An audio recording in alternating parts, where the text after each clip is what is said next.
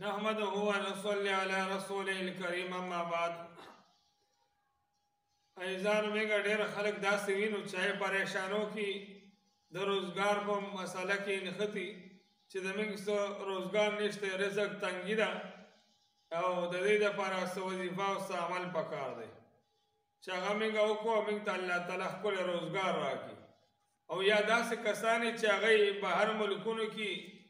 کار کوي لیکن پیسې بند دي او تنخواه ولا نه ورکوي،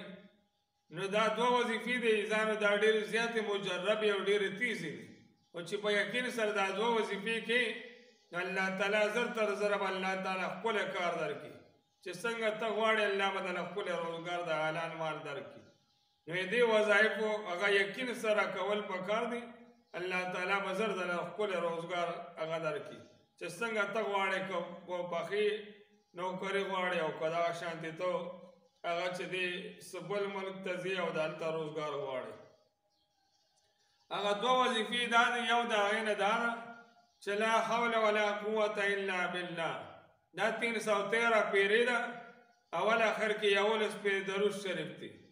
نو دا وظیفه رس کې کول پکار دی او د الله نه دعا غوښتل پکار دی چې الله ماله ښکلی روزګار راکړي.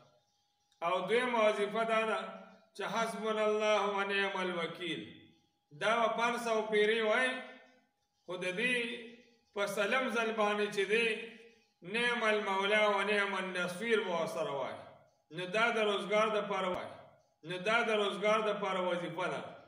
اولې طریقه دی دا ده که څوک سهار مونځ او ماسپښین یعنې هر یو فرض مونځ نه بعد سل پیرې وای،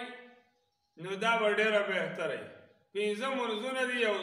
هر مونځ پسې 100 پیرې دا وظیفه وای حسبنا الله ونعم الوکیل،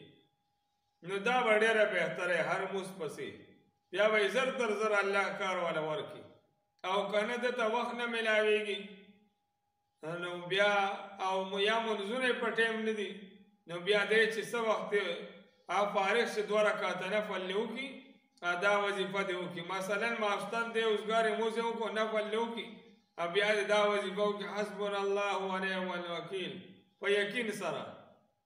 او نعم المولا و نعم النصير په سلم ځل دې دا ورسره وایي هر سلم ځل کې،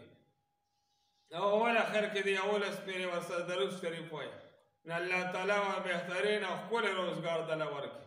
الله تعالی مال او تاسو سره د عمل کولو توفیق راکړي او نورو ته یې د رسولو توفیق راکړي برحمتک یا